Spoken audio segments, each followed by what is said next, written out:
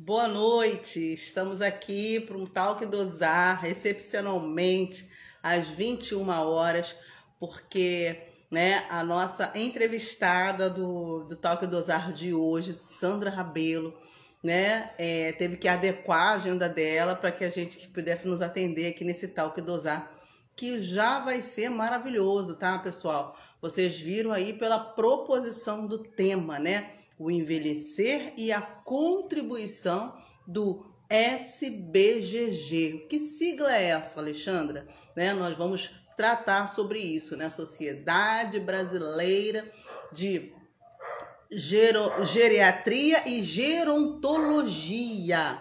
Ela que é a coordenadora do departamento, então ela vai trazer para a gente aí um olhar, ela que tem uma expertise, uma experiência, uma longa caminhada, dentro dessa temática voltada para a pessoa idosa. Então ela vai estar aqui para abrilhantar o nosso talk e dosar. Antes da gente chamar a Sandra para entrar aqui com a gente, deixa eu aqui resgatar a nossa programação até dezembro. O Idosar até aqui já fez muita coisa, né? 2 mesinhos passados nós completamos um aninho. A gente tem uma vasta programação, mas a gente ainda tem muita coisa para acontecer até dezembro. E eu quero te convidar a não somente compartilhar, mas também a acompanhar toda a nossa programação. O que a gente vai ter em setembro? Aguarde aí! Nós vamos ter a campanha que vai fortalecer a semana de conscientização da necessidade de adaptação dos espaços domésticos para a pessoa idosa. Vai ser uma semaninha antes do Dia do Idoso, que é no dia 1º, tá bom? Vamos ter também uma campanha para a gente levar uma confraternização natalina para ILPIs. A gente vai contar muito com a ajuda de vocês, tanto de divulgação, de força e também financeiro, doação, para a gente fazer aí uma confraternização natalina para os idosos residentes em LPIs. Tá bom, pessoal? Então acompanha a gente. Eu não sei se vocês prestaram atenção que ontem nós lançamos mais uma ação do Idosar. Que ação foi essa, Alexandra? Fala pra gente. Nós lançamos aqui o Idosar News, né? Onde a gente tem lá uns posts de o Idosar divulga, Idosar informa, Idosar compartilha e o Idosar parabeniza. Então, se vocês tiverem informações, novidades, notícias voltada para a temática e de interesse da pessoa idosa, manda pra gente. A única coisa que a gente pede é que as fontes sejam fidedignas, oficiais, para a gente poder compartilhar. E isso tudo vai estar hospedado no nosso site também, tá bom?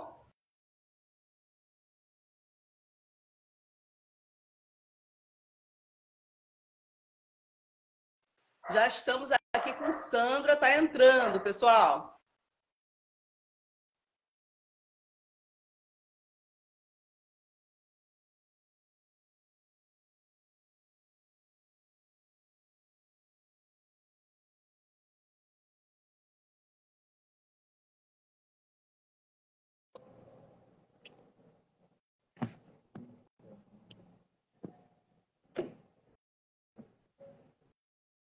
Isso.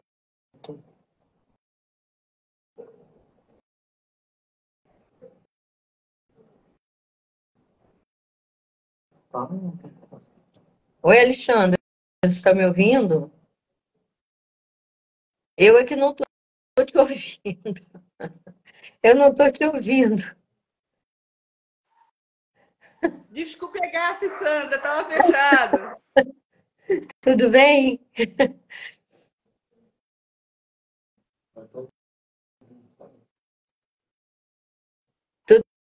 Tudo bem, Alexandre?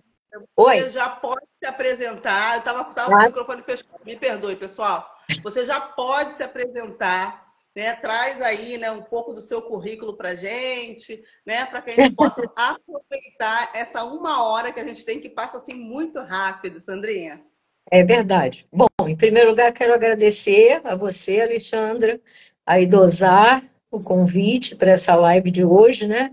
E dizer que para eu aí que vou falar sobre a SBGG, né, a sociedade que eu faço parte já há alguns anos, para nós é sempre uma grande oportunidade a gente poder falar do trabalho que a gente realiza lá na SBGG, aqui na seção RJ, né? Sou SBGG, seção RJ.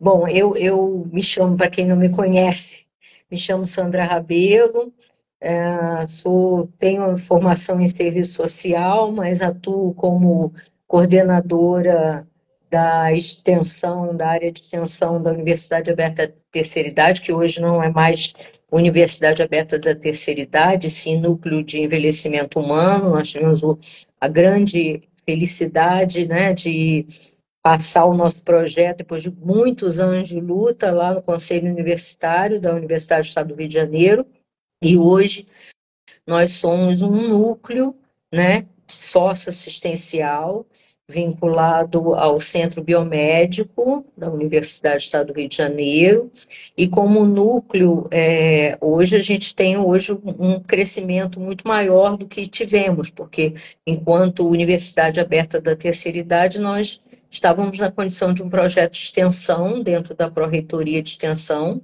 da UERJ, e com o projeto de extensão a gente sempre realizou grandes iniciativas em prol do envelhecimento, mas dentro do contexto da extensão, não ampliado como hoje no núcleo. A partir de agora, o núcleo de envelhecimento humano ele pode ampliar pesquisas científicas, que a gente já até fazia, né, porque nós temos uma revista científica lá na UNAT, mas hoje as pesquisas são muito maiores. Também a área de formação, né, profissional cresce muito mais. A área que nós tínhamos era e temos é de uma pós-graduação em geriatria e gerontologia, e a área de extensão, que é a minha área, toda voltada para cursos de extensão. Hoje já não.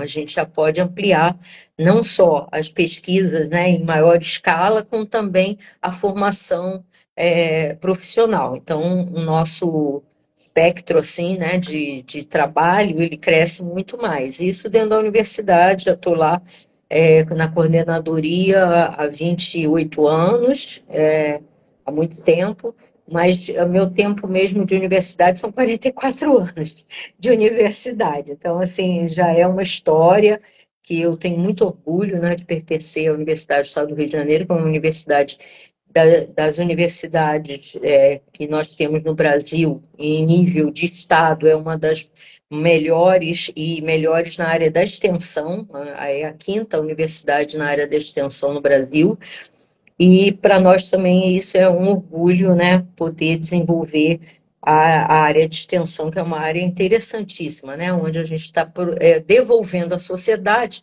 todo o conhecimento produzido na universidade, né, para que a sociedade possa, então, usufruir desse conhecimento científico, conhecimento acadêmico, né, também de ações, né, em prol da sociedade. E, paralelo, eu estou presidente do Departamento de Gerontologia da SBGG-RJ, né? Minha gestão iniciou no passado, em 2022, e vai até 2025, né? Então, ainda temos aí um caminho para produzir conhecimento e para poder devolver também para a sociedade aquilo que a SBGG brilhantemente já vem realizando. Vale ressaltar, Alexandre, nós vamos completar agora 50 anos de existência, e esses 50 anos de existência, eles foram aí costurados e construídos, né, com a dedicação de muitos profissionais da área do envelhecimento, né, da área do envelhecimento, que é o nosso papel. Sandra, você está falando, né, de um percurso longo, né, dessas instituições em que a gente, né, cidadão comum, né, eu falo por mim, pouco tinha conhecimento, né? Eu fui ter um pouco de conhecimento e profundidade agora, com 50 anos. Olha a SBGG do Rio de Janeiro, minha idade, 50 anos, né? E agora que eu estou tendo aí um pouco de contato, de entender como é que funciona, né, essa instituição.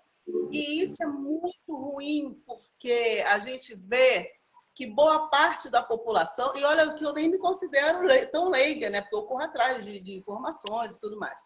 Mas a maioria da população não faz isso por falta de tempo, por não saber, né? Enfim, não é uma condenação, nem uma crítica, é uma constatação, na verdade. E aí é uma pena a gente ter contato com essas instituições, com os benefícios, né? Com os benefícios que essas instituições nos trazem, né? E você acredita que essa falta de conhecimento das instituições, isso traz um prejuízo social? Você que está nessa lida, você é uma das pioneiras, né?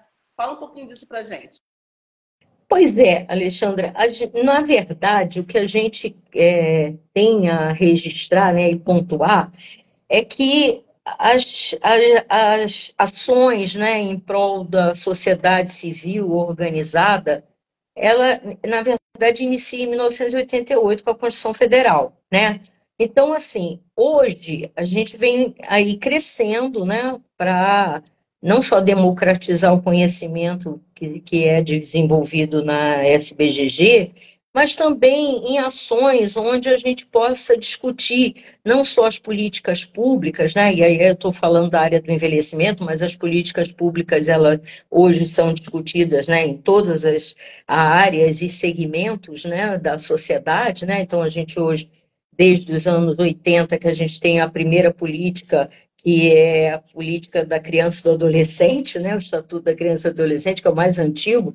Depois do Estatuto da Criança e do Adolescente, a gente vem num crescente, né, desenvolvendo políticas, primeiramente na área da saúde, né, a criação do nosso SUS, e também as políticas de assistência social. De lá para cá, as políticas transversais, que a gente considera e chama de políticas transversais, elas foram se ampliando, né, exatamente pela participação social da população, né, à medida que a população conhecia, né, as vertentes aí em luta pelos direitos, né, dos diversos segmentos.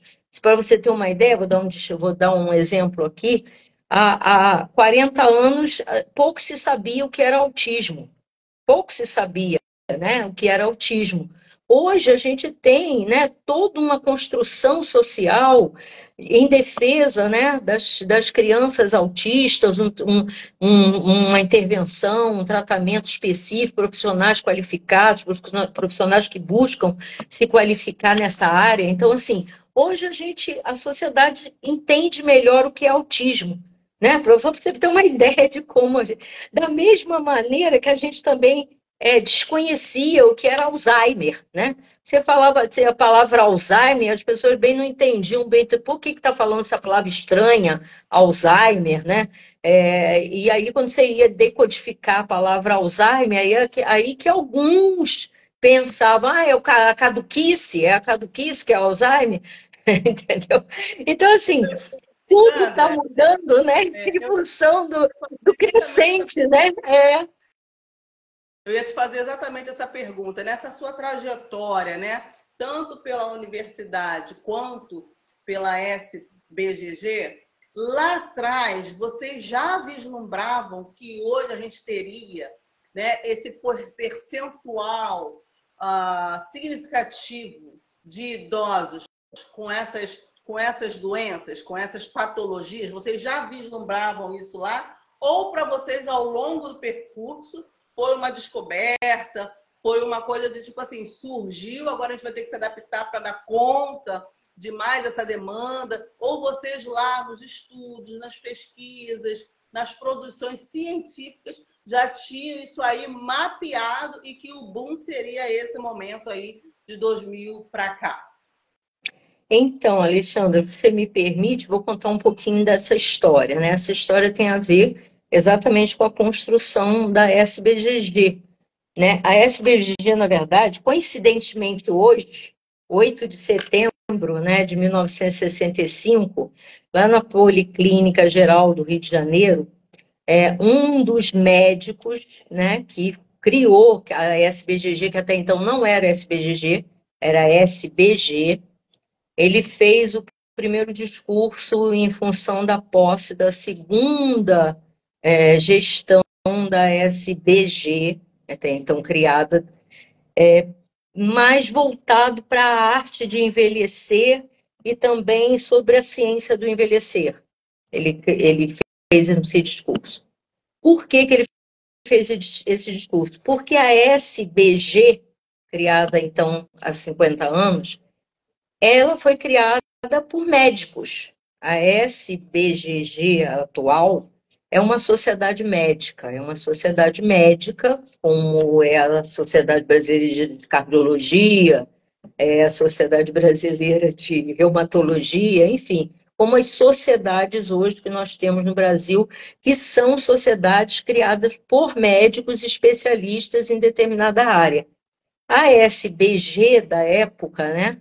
Ela também foi criada por médicos, né, clínicos daquela época, clínicos, que entenderam que naquele momento seria necessário que alguns médicos pudessem aprofundar o conhecimento acerca do envelhecer. Como uma pessoa envelhece? Qual é o seu curso de vida, né? Quais seriam aí as patologias que acometeriam uma pessoa em processo de envelhecimento mais longevo? Então, esses médicos entenderam que era hora de criar uma sociedade voltada para o envelhecer, mas o envelhecer numa intervenção médica, tá? Quando esse médico proferiu uma palestra sobre a arte e o envelhecer, logo em seguida, né, no Congresso da Associação Internacional de Gerontologia, porque a gerontologia já existia lá fora, né, enquanto ciência, ele foi participar desse processo e lá, então, inicia-se aí a participação dos grupos voltados ao envelhecer, mas do envelhecer do ponto de vista social, né, macro, né, o envelhecer não só da área médica, mas o envelhecer como um processo maior, mais complexo, né, envelhecer num processo complexo.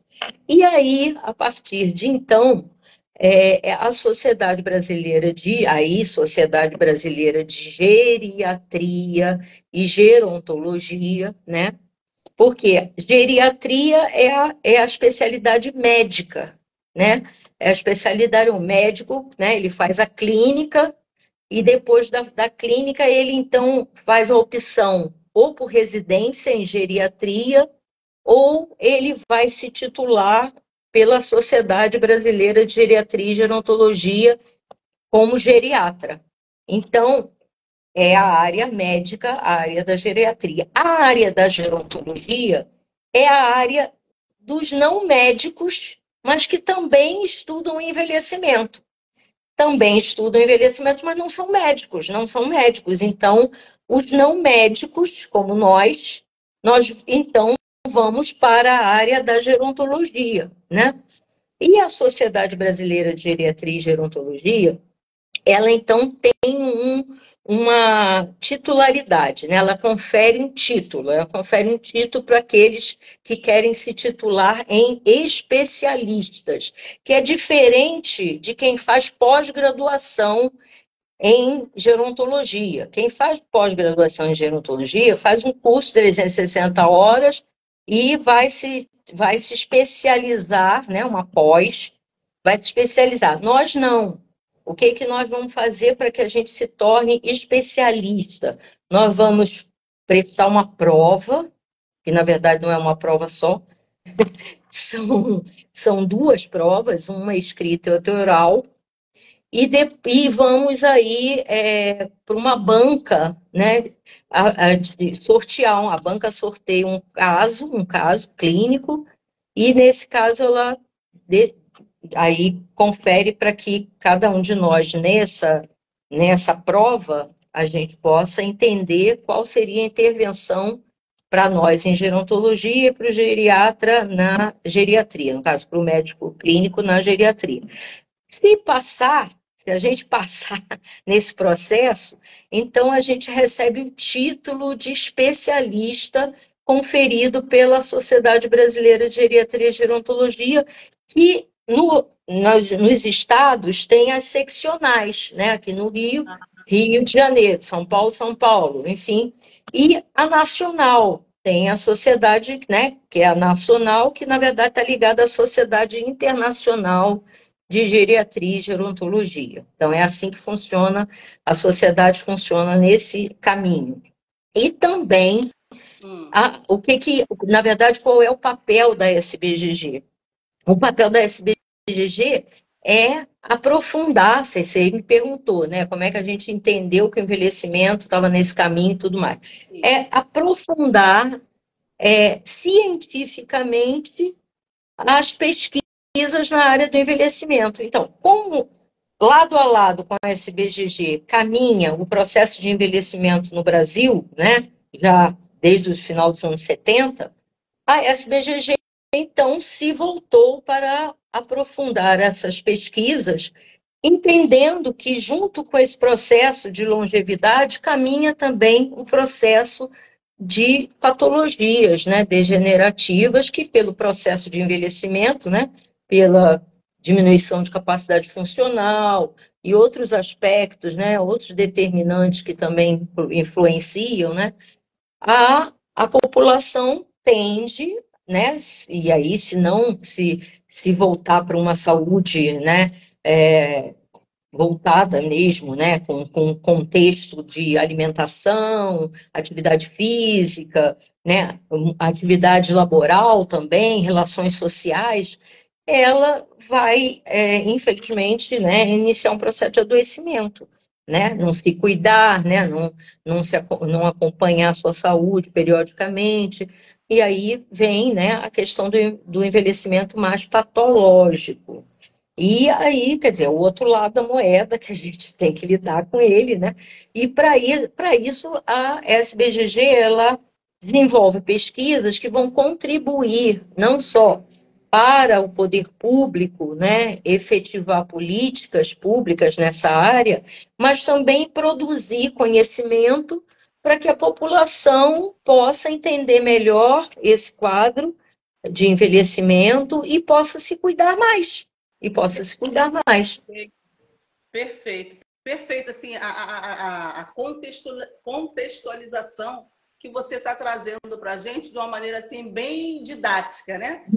E aí, quando fala em pesquisas, né, eu já me motivo porque o IDOSAR, né, é um centro de pesquisas e proposições, né? A gente nasce aí com esse objetivo e aí a gente tem uns ensaios aí de pesquisas, né? A gente está na 4ª pesquisa, né? E aí eu até preciso saber e conhecer esses caminhos, né, para que a gente possa aí realmente somar, né? Claro que a gente é uma gota no oceano frente aí a vocês. Mas o interessante que eu estou aqui, né, viajando aqui enquanto você fala, é esse percurso construído, né, pela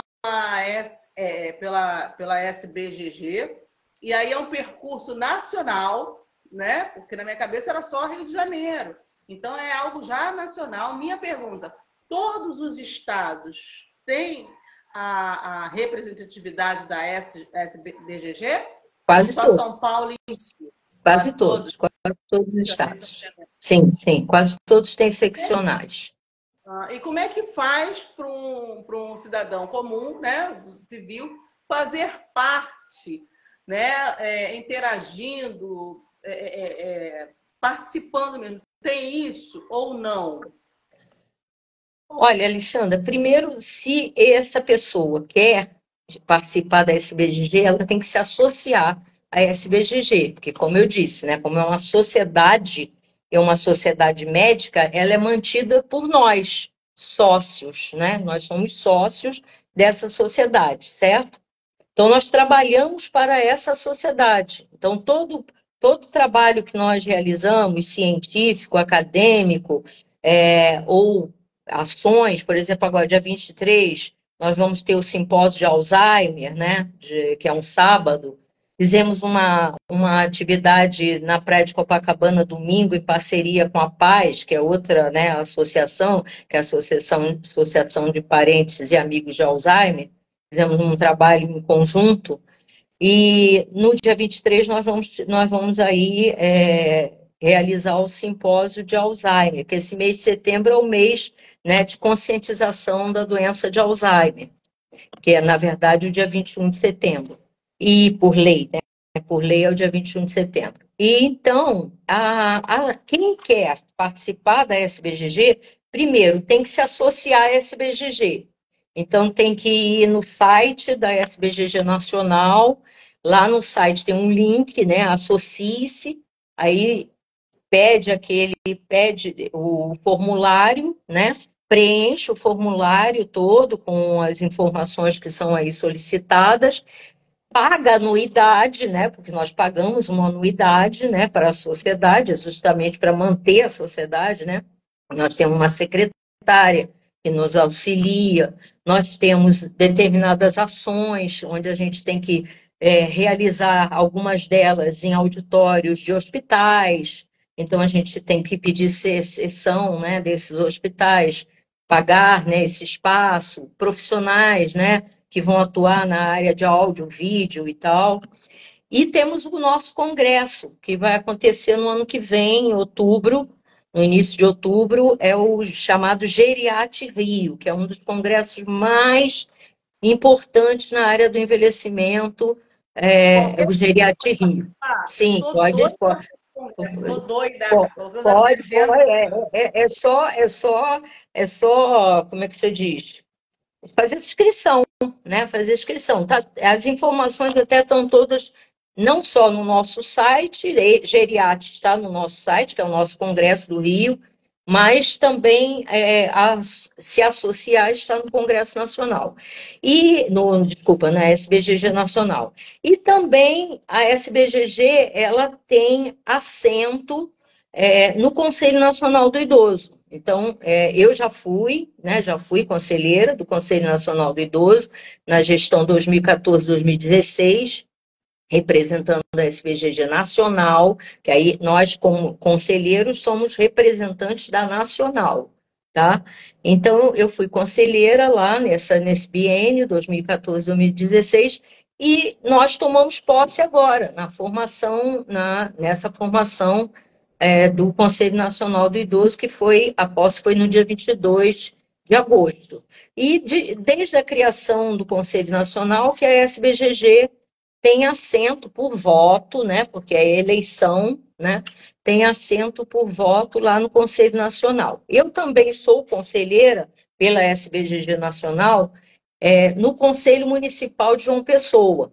Então, eu sou, junto com outro colega, que é lá de João Pessoa, que também é da SBGG, nós somos conselheiros no Conselho Nacional, no Conselho Municipal de João Pessoa, porque o Conselho Municipal de João Pessoa, no seu regimento, criou, né, uma cadeira para a SBGG. Então, a gente representa lá a SBGG no Conselho Municipal. Mas o que hoje, né, a gente defende é que nosso congresso, que é um congresso que a cada 2 anos é um congresso que traz todo um conhecimento para os profissionais, não só os médicos, mas também nós que não somos médicos, mas somos especialistas, né, em envelhecimento, toda uma inovação, né, sobre como a gente vai encaminhar o envelhecimento no Brasil, quais são os debates atuais na área do envelhecimento, quais são hoje as proposições na área do envelhecimento, quais são os profissionais hoje que desenvolvem pesquisas de ponta, né? Não só na área do envelhecimento, mas na área da economia, que toda a transversalidade, né? A gente está caminhando para o envelhecimento no Brasil, onde, né, a perspectiva é de uma população muito mais acentuada, né, de 60 a mais. Então, a economia, os atendimentos, tanto social quanto na saúde, a sociedade, né, a sociedade que também precisa entender o que é a velhice, né, é importante a gente difundir o conhecimento. Sandra, você tocou numa questão aí que para mim é muito. Eu fico pensando muito nisso, né? Essa questão da população mais envelhecida, e graças a Deus por isso, né? Tem uma longevidade aí. É, desse viés econômico que a gente precisa olhar mesmo, mas o Idosar tem uma pesquisa que a gente fez, né? Que é sobre o mercado de trabalho formal e a pessoa idosa. E recentemente eu li uma matéria que é um projeto de lei, na verdade, da CAI, que eles estavam dando incentivo fiscal para a empresa que contratasse, né, idosos. E aí eu fiquei lendo, né, em relação aquilo me deu uma angústia, porque o incentivo fiscal é na perspectiva do empregador, né, do empresário, enfim, que vai fomentar, incentivar, mas eu não vi uma iniciativa, uma política de incentivo, perdão, na perspectiva do empregado, do idoso que vai voltar para esse mercado de trabalho formal, né? E aí, nessa pesquisa que o Idosar fez, né, a gente faz a pesquisa e dá aí os encaminhamentos, a gente colocou lá, né, umas proposições para que o mercado de trabalho, claro que a gente não tem que pensar na nossa economia, mas que o mercado de trabalho também sofra readequações para que esse idoso opte, né, por permanecer ou retornar para o mercado de trabalho. Tem que ser favorável para os dois, né? E dentro dessas proposições nós falamos sobre isso, né? Que precisa ter um periódico específico para esse idoso, que se veja, né, essa questão de recompensa, seja pela natalidade dele ou natalidade da primeira linha de parentela, porque nós que trabalhamos, né, quantos aniversários a gente deixou da nossa família no mercado de trabalho. E aí a gente incentivar que esse idoso retorne, mas no mesmo formato, é no mínimo perverso. Então tem que ter aí as políticas, né, de incentivos, de recompensa, né, pelo qual o idoso vai decidir permanecer ou retornar para esse mercado de trabalho que ingessa. A redução da carga horária, que não pode ser 8 ou 9 horas, tem que ser 6. Então a gente faz umas proposições, né, interessantes, até porque, né, já que a população está nessa linha de aumento de expectativa de vida, nós já deixamos, né, no mercado de trabalho, sei lá, 30, 40, 50. Vamos deixar mais 20 anos? Vamos deixar mais 30 com o mesmo formato, né, dessa política, né, de empregado ou empregador, com as mesmas leis trabalhistas? Então, o IDOSAR, Centro de Pesquisa e Proposições, ele faz essa proposição e essa provocação. Porque a política de incentivo não pode só olhar e ser vantajoso para aquele que está contratando, né? Eu não sei se você quer também falar um pouco disso. Eu estou pegando um gancho aí. É isso que você falou. A questão é que a gente ainda não tem realmente uma lei, né, que incentive os empresários, que infelizmente vai incentivar os empresários, né, a abrirem esse campo de trabalho para as pessoas 60 a mais, a fim de que essas pessoas voltem para o mercado de trabalho e possam aí, regidos pela CLT, que é o que eu imagino que possa acontecer, recuperar de novo a possibilidade de voltar a contribuir e a desenvolver a sua prática, né, laborativa. Isso é uma questão. A outra questão, Alexandre, é uma questão ainda mais complicada, eu diria, tá? Porque, na verdade, o governo, né, o governo brasileiro, eu estou falando governo em todas as instâncias, não só o governo, como também os parlamentares, eles não estão sensíveis ainda ao processo de envelhecimento. Então, não há interesse ainda, né, de focar forças nessa construção do envelhecimento brasileiro, incentivando o envelhecimento brasileiro não só na área da economia, como a volta ao espaço laboral, né, com todos os incentivos e proteção que o trabalhador tem, né, mesmo com a reforma trabalhista, né, ainda assim está valendo a nossa CLT. mas também em outras áreas da sociedade. Então, assim, a gente ainda luta muito para dar visibilidade ao processo de envelhecimento, né, e ao lugar de fala da velhice. Então, ainda é muito incipiente esse espaço, e ainda, eu diria mais, né, tem mais uma questão aí que interfere nesse processo é que as pessoas envelhecidas, especialmente as aposentadas, não se acham pertencentes mais ao processo.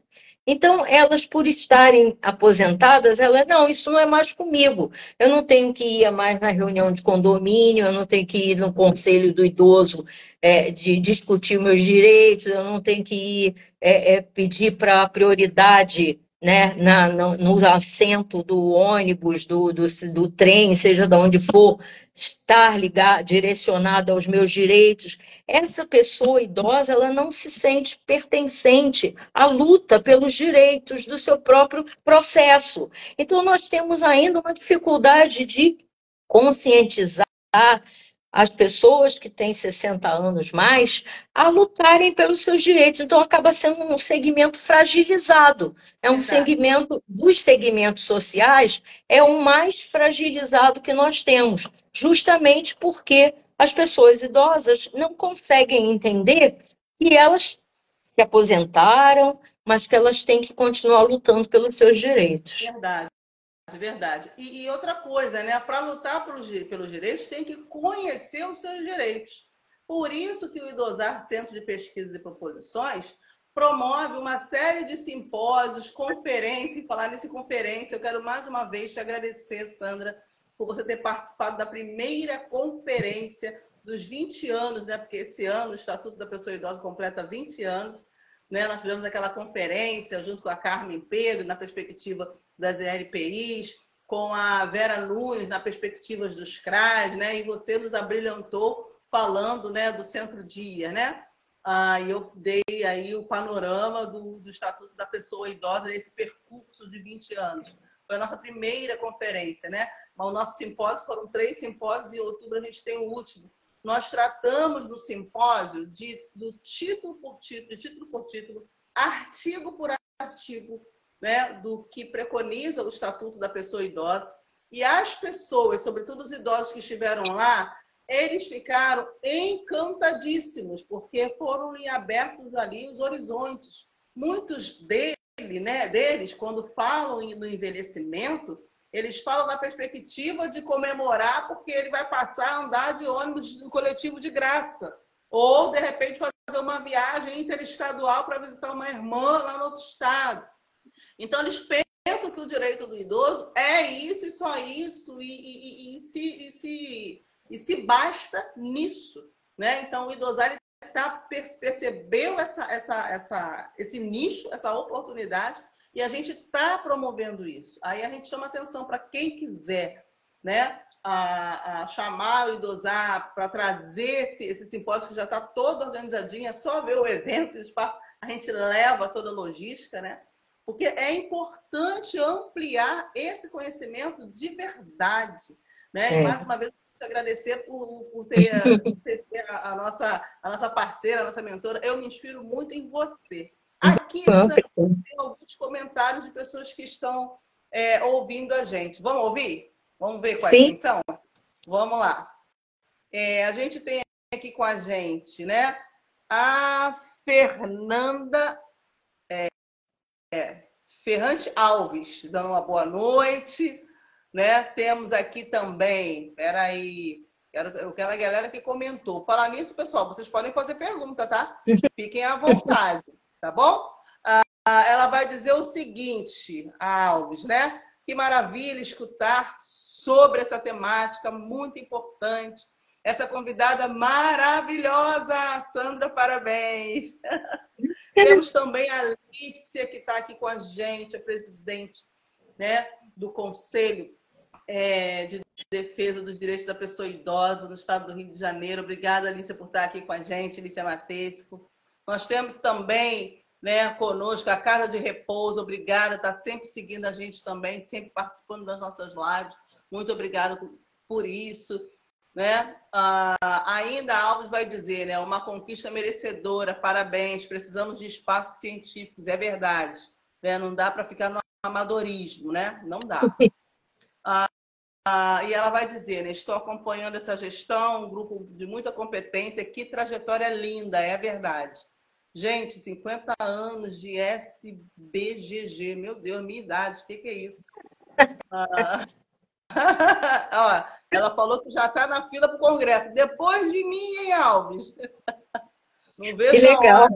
Há um tempo atrás eu só via, mas eu nunca me. Eu só acompanhava as notícias, né? Uma coisa, meu Deus, será que eu, Réis Mortais, posso participar? Posso pelo menos assistir esse negócio?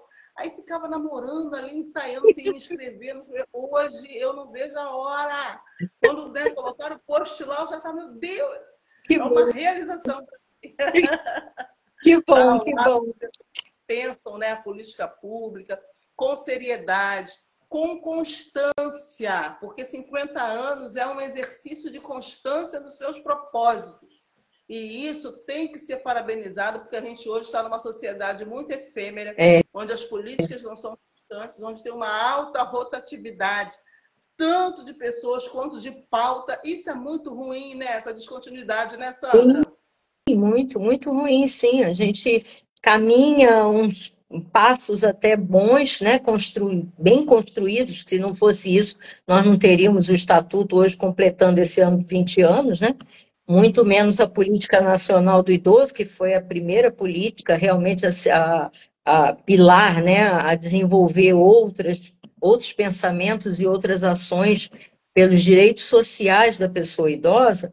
Então, a gente construiu um trabalho que, historicamente, está aí na, na consolidação, né, da história do envelhecimento brasileiro. Qualquer literatura, quem estuda envelhecimento vai encontrar na literatura o registro do que foi a construção da Política Nacional do Idoso, também aí a construção do Estatuto, né, da pessoa idosa. E isso foi graças à luta de muitas pessoas, né? Alguns não estão entre nós mais, já faleceram. Lembro de Roberto Pires, que foi um grande lutador, né, na Associação de Aposentados, lutou muito pela construção dessa política. Maria da Penha, que também construiu junto essa política, e outras pessoas, Mariazinha, enfim, tem muita gente, sabe, Alexandra, muita gente que hoje foi lá para o céu, para o Papai do Céu, mas que deixou um legado esse que a gente deu continuidade e que a gente espera que outros também deem, né, de continuidade, porque envelhecer, o estudo sobre envelhecimento, sabe, Alexandre, é uma paixão, sabe, é uma paixão. Quem se apropria desse estudo sobre o envelhecimento não abandona nunca mais, porque é tão instigante estudar o processo de vida, né, esse curso de vida, que a gente chama de curso de vida, porque ele é único, né, desde o nascimento até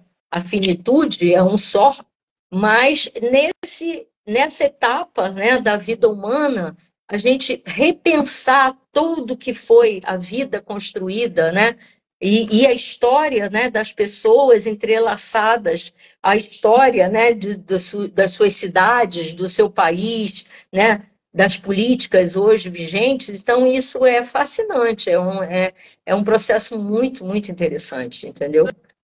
Sandra, eu já estou nesse fascínio e nessa paixão. Que bom, Eu fui bem contaminada. que bom, que bom, que bom. Junte-se a Olha, nós.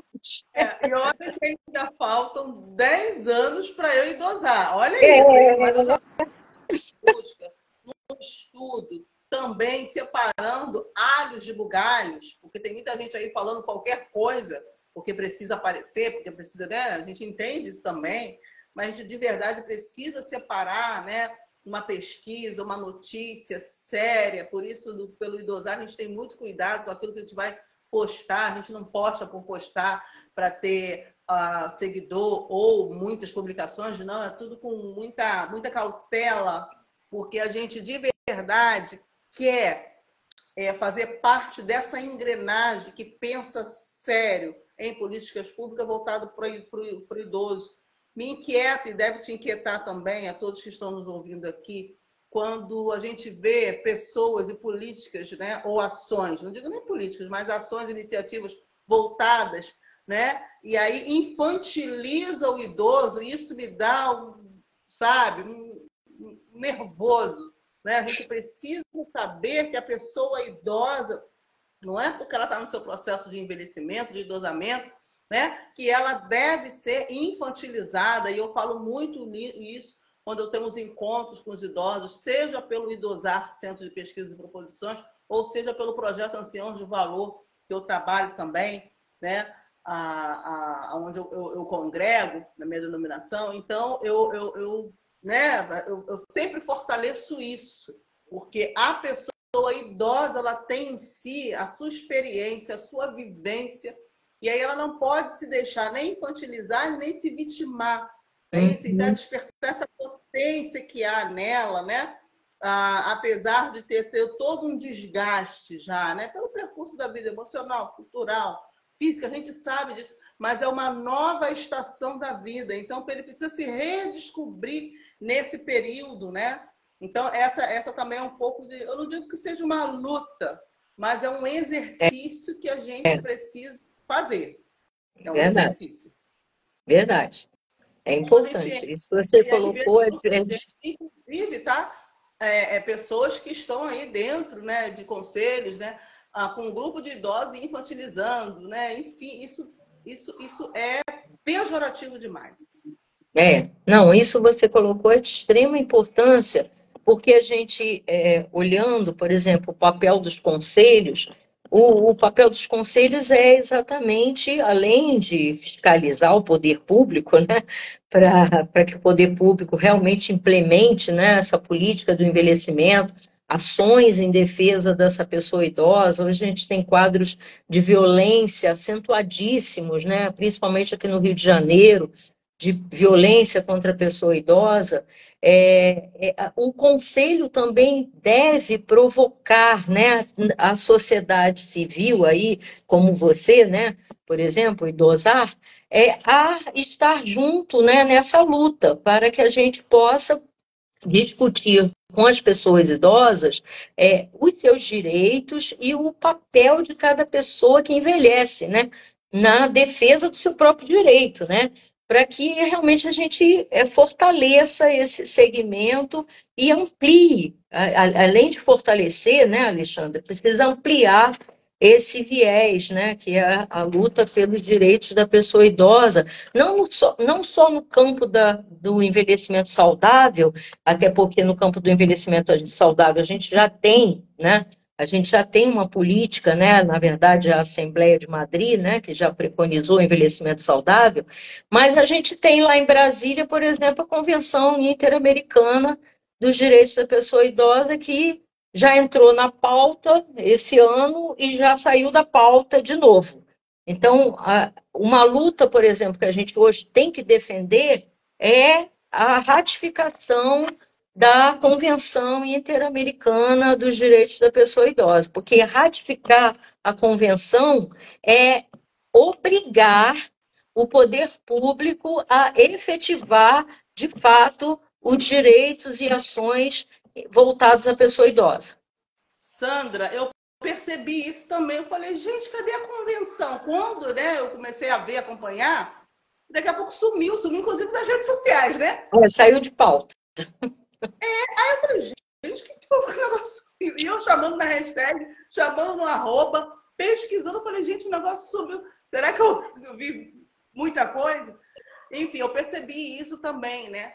Mas, assim, de verdade, né? Se você tem ali uma linha institucional que não está bem fundamentada, que é para fazer mais do mesmo, enfim, eu acho que também não adianta ter muita coisa, né? O que é importante é que a gente tenha pautas constantes, conscientes, né? Essa aí que a SBGG, né? Bem, tem 50 anos, gente. 50 anos de uma história, de uma construção, de um olhar cuidadoso, baseado em pesquisas científicas, trazendo resultados. Gente, isso é um presente, você falar com propriedade, né?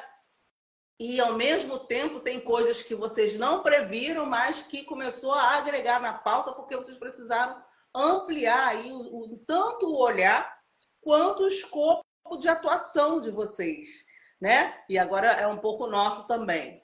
Vocês, por certo, têm muitas celebrações, mas ainda tem muitos desafios. E aí, para a gente terminar, porque eu te falei que passa muito rápido mesmo, ainda mais quando está gostoso, Verdade. né? Quais são os desafios que vocês têm, né, ou pretendem para daqui, sei lá, uma escala de daqui a 10 anos? Mas antes de você falar sobre isso, eu quero trazer aqui o comentário da Velumar. Quando for assim, pessoal, coloca o nome de vocês que a gente fala pelo nome. O Estatuto do Idoso é um documento muito importante e deveria ser em todas as mesinhas de cabeceira, verdade, concordo. A Alves vai dizer, né? Escutar tantas reflexões em uma sexta-feira também é fascinante. Que presente, obrigada. Verdade. Legal. Ela disse que concorda. Vamos lá, Alves. A pessoa idosa tem uma história de vida, precisamos respeitar. Isso mesmo, muita empatia. Obrigada aí pela Mônica. A Alves é a Mônica. Obrigada, Mônica. Obrigada por vocês estarem interagindo aí com a gente. Segue a gente lá no Idosado. Não deixa de clicar para seguir, não, tá? E mandem sugestões também, pessoal. Mas, Sandrinha, fala um pouco aí dos desafios que vocês ainda têm, muitas celebrações. Se você quiser destacar uma celebração aí desses 50 anos, eu não preciso falar disso, porque isso aqui foi ímpar para a gente, pode trazer também. E aí já vai fazendo as suas considerações finais. Ótimo. Bom, Alexandra, desafio enquanto sociedade, né, que eu pertenço, é exatamente a luta para que a gente possa construir uma política de cuidados para os idosos que são acometidos pelas demências, né? Que aí não é só a doença de Alzheimer. A doença de Alzheimer ela é prevalente no envelhecimento, mas nós temos outras demências que também acometem o processo de envelhecimento. Então, o desafio que eu destaco é exatamente a gente aprofundar e a gente avançar, na verdade, numa política de cuidados de longa duração, eu diria, tá? Cuidados de longa duração, exatamente para que a gente possa prevenir a população sobre as demências, que é realmente uma dificuldade, assim vamos considerar, né, nesse processo de envelhecimento. Por quê? Porque nós não temos ainda uma estrutura para acolher um paciente com demência, tá? Um paciente com demência é um paciente que custa muito caro. Precisa de um ambulatório especializado, precisa de cuidadores, precisa de medicamentos, precisa de qualidade de vida, precisa de acolhimento, precisa de proteção, precisa de muita coisa. Então, não é brincadeira, é uma doença grave, ou na verdade são doenças, né? Um contexto da doença, né? Que infelizmente está aí presente, né, no processo de envelhecimento, do qual a gente tem que realmente se debruçar e exigir do poder público, eu já vou usar a palavra exigir mesmo, exigir do poder público que implemente e crie, né, e do nosso legislativo, no Congresso, que crie uma política nacional de cuidados de longa duração. Esse é o desafio da SBGG. Agora, no contexto que me cabe como presidente do Departamento de Gerontologia, é avançar nas políticas sociais, né? Avançar nas políticas sociais de forma com que a gente possa empoderar, né, as pessoas que envelhecem, as pessoas que chegam aos 60 anos, que é o nosso marco legal no Brasil, 60 anos, né, pela lei, para que as pessoas com 60 anos mais lutem mesmo pelo direito de envelhecer.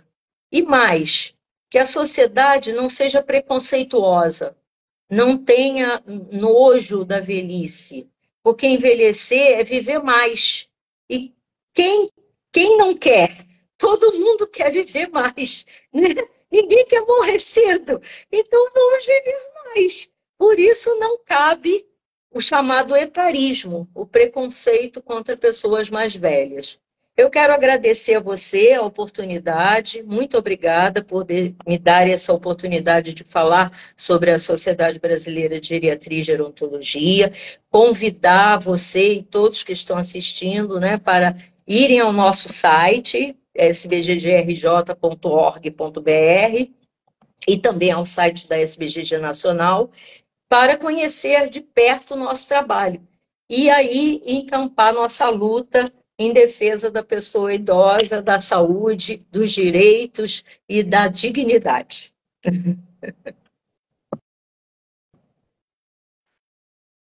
Sandra Rabelo, muitíssimo obrigado, né, por você ter mais uma vez aceitado o nosso convite, o convite do Idosar, né? Saiba que você, para nós, né, não só você, como toda a sua equipe, né, é uma inspiração. E aí a gente fica, né, meio que fazendo a avaliação, a gente vê que está na linha certa, na linha onde o Idosar quer estar.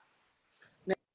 Nós temos também, no nosso marco referencial, né, a gente tem aí a nossa visão de ser referência em oportunidades, em valorização, em visibilidade da pessoa que está idosando. Por isso a gente tem aqui, toda sexta-feira, a gente traz esse espaço do Talk Idosar, com temas relevantes. Essa live, né, essa Talk Idosar, assim como as demais, estarão hospedadas no nosso canal de YouTube. Então, depois a gente vai disparar esse link também. A gente já tem um catálogo de vários temas lá. E a gente precisa de indicações de pessoas sérias, que façam políticas sérias. Você me emocionou quando você diz, né, que essa frase, eu vou até colocar essa frase, que envelhecer é viver mais. É uma frase linda. E a verdade, né? Simples, mas linda, profunda, me emocionou. Muito obrigada por você nunca perder a sua essência, né? O seu pé no chão.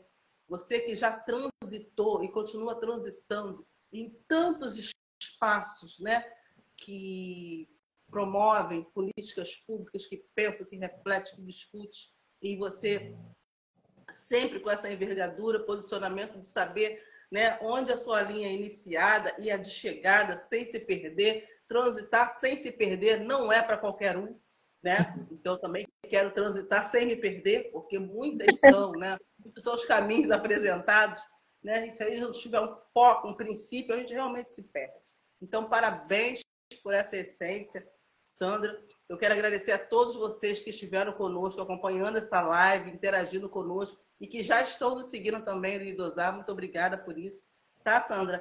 E tem aqui no Idosar esse espaço de oportunidade para fazer outras divulgações ou outras falas. Então, fique à vontade, inclusive, para se autoconvidar. Alexandre, eu quero um espaço do Idosar para... Tá? A gente vai abrir espaço. Eu queria uma última fala. O volte do autoconvite. Tá. Não, eu quero, na minha última fala, também parabenizar você pela coragem, né?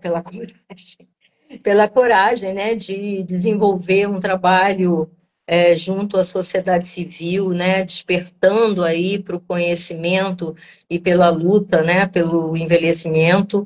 E parabéns mesmo, olha, que você realmente, seu caminho seja construído aí de muito sucesso, parabéns de verdade. E também me coloco mais uma vez à disposição para quando você precisar. Estou sempre disponível, né? A agenda é um pouco apertada, tá? Que eu tenho muitos compromissos, né? Principalmente agora na presidência, são muitos compromissos, reuniões e tudo. Mas sempre que eu tiver oportunidade e puder, eu vou contribuir de verdade para que essa luta nossa seja uma luta, né? Onde a gente olhe para trás e pense assim, valeu a pena. Valeu a pena. Sandra, muitíssimo obrigada. Obrigada a você, Alexandre. Uau. Aqui a gente encerra mais um Talk Idosar, nessa sexta-feira, né? De uma maneira brilhante. Mais uma vez, estamos agradecidos por vocês. Semana que vem, fique atento, a gente já até postou, né? Eliane Alves vai falar sobre essa importância da saúde mental, né? de construir memórias afetivas para o fortalecimento da saúde mental. Então, tem um pouco aí, né? Eu não sei se isso colabora, Sandra, para a prevenção de demências. Tem essa oportunidade? Sim, claro, claro. Ou a gente tem como fazer? Eu vou ter que estender a live um pouquinho mais de uma hora. A demência ela vai vir independente de prevenções ou a sociedade pode se prevenir? Então, a sociedade pode se prevenir, mas a gente tem um componente hereditário que também pode incidir no processo, né? Mas a gente pode se prevenir, sim, com atividade física, alimentação balanceada e saudável, bom relacionamento social, estímulo cognitivo, né? Estímulo cognitivo é fundamental no processo de envelhecer, sair do sofá, e ir para a luta. Isso sim faz toda a diferença. Agora, existe um componente hereditário que pode também aí incidir no processo. Perfeito, perfeito. Então a gente está no caminho de prevenção. Sim, com certeza. Que bom saber que, enquanto sociedade civil, a gente tem uma parcela, né, de contribuição para diminuir esse percentual. Poxa, sim. Né? E aí a gente não está fazendo aí as atividades em vão. Bacana, obrigada por essa informação, tá? E eu já insistia nisso, agora mais ainda, né? Eu já promovi e promovo isso nos encontros que eu tenho com os idosos, agora mais ainda. Muito obrigada pela sua fala. Obrigada a bom? você, Alexandre. Beijo. Uma boa noite. Boa noite. Obrigada. Tá? Boa noite. Sandra, que fez Obrigada, um exame hoje. querida. Disponibilizou estar com a gente. Obrigada, beijo no coração. Pessoal, então é isso. É o Idosar com compromisso de promover oportunidade, visibilidade e valorização para você que está idosando. Até a breve.